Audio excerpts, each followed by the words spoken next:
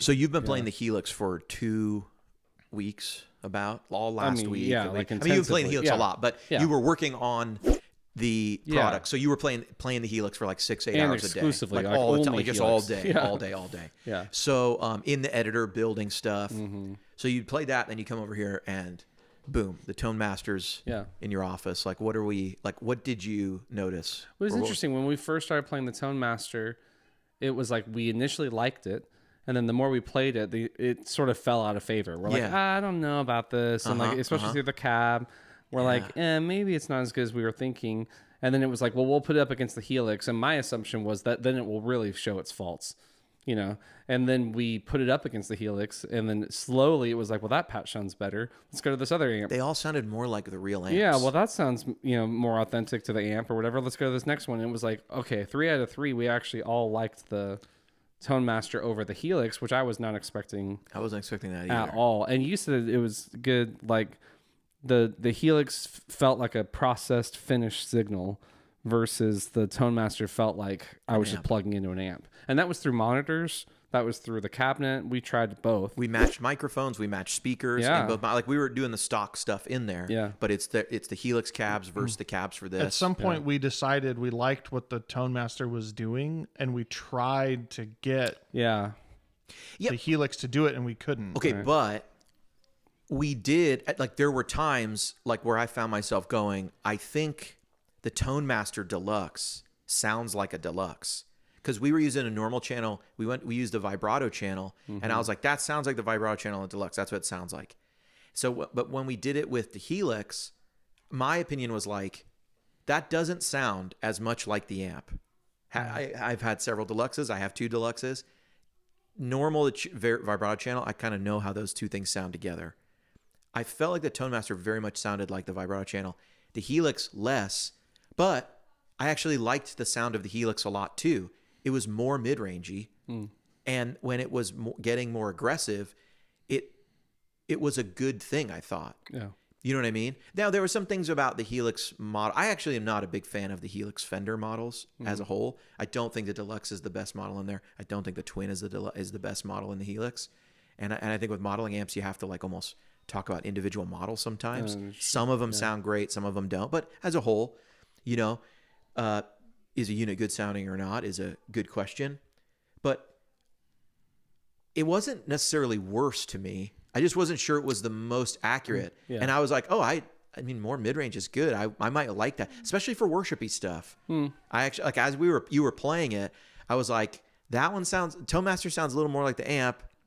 I kind of think the Helix sounds better. Yeah, especially when we started adding things. It was a little more like that. I was like, I might want that. That's interesting. I don't think the Helix, I don't think saying that it sounds different means that one's worse or better.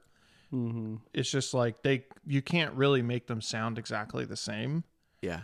Also, like, I mean, if a Fender ToneMaster can't reproduce a Fender amp better than a Helix, then something has gone terribly wrong. Right. Let's be honest. That is where the bar is the highest. Yeah. What do you think about them having other amps in there? Because obviously we would have been disappointed if they only had Fender amps. It's just, okay, it's weird to me. It says Fender. Yes. I'm playing it through a Fender combo, and I pull up a Vox AC30 sound.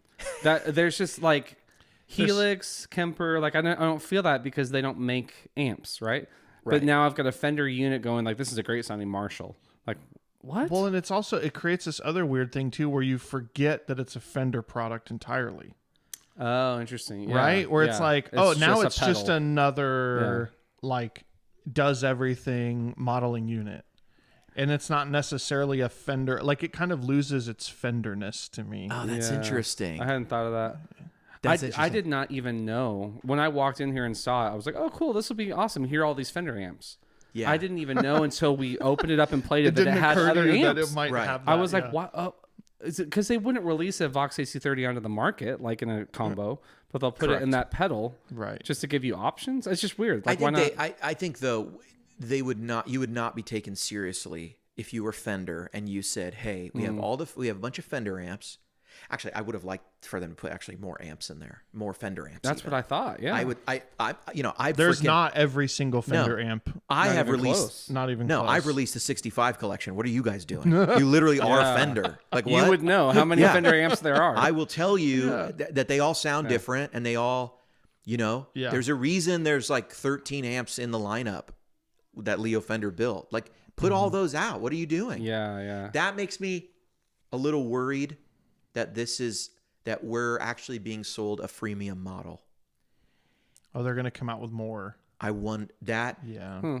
It looks to me like creators like myself, there's not much for us on this device other than we can sell IRs. Okay. Doesn't look like, but they've really been talking about this store and Fender things. And that makes me go, okay. I think you guys Vibrolux is coming. are going to come out with an exact replication All the brown, of all SRVs. the brown face stuff. Yeah. I don't think there's much Here of it that is on with the there. JBL. Here it is with the, you know what I mean? So I hope they add more. I hope they do more. I want to have a Vibrolux and a Vibroverb and a Pro Reverb with the 15-inch, with the 212. I want all that. I think that would be great. Fender also has a plethora of speakers that have been stock. One of the first things that happened when CBS bought the company, they immediately started changing speakers because that was the easiest thing that you could cut. You could do cost savings on. Let's buy a cheaper speaker. So what that means is blackface amps, there's what they come with in under Leo in 64. There's the speaker they come with. Halfway through 65, the stock speaker can change. So, you know what I mean? Like, what's the right speaker for a deluxe? Well, if you have a 66, the stock speaker is not the stock speaker in a 64. So what's the right speaker? Yeah. 66 is just as much a blackface Fender. And changes sound like huge. It can. Yeah, it can, for sure. And so I would love to see that in there. I get not everyone's a Fender dork like me. But how would you have felt if they didn't have those amps in there? I wouldn't take the unit seriously. The Vox and the Marshall. If there was only Fenders, if there was Fender and EVH, people would be like, Are you even paying attention? What are you doing? Hold on. No, man. I think that if they did that and it only had the Fender amps that they have in there now, then yes, it would be like, this is not worth it. Totally. But if they did that and they said, here's every amp we've ever made, Every single amp that Fender ever came and out it's from, only Fender stuff, that would have been dope. Dude, all the tweeds, yeah, I think that would have had...